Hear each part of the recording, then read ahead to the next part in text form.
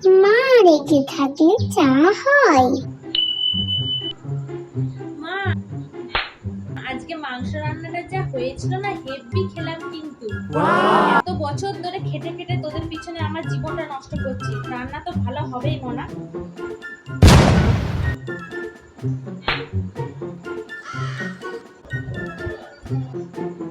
মা, তুমি কি কোথাও গেছিলে?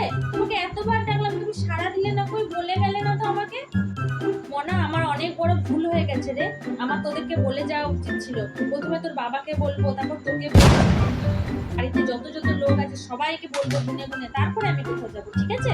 এমন কি বলে ফেললাম আমি? Oh my god. ও মা, স্যার না ফোন করছে, তুমি না কোনো কথা বলবে না, চুপ থাকবে, হ্যাঁ ঠিক আছে? মনা, এত বছর ধরে তো সংসার করছি, কোনোদিনও কারোর What? মুখের উপরে কথা বলেছি? তুই বলতো।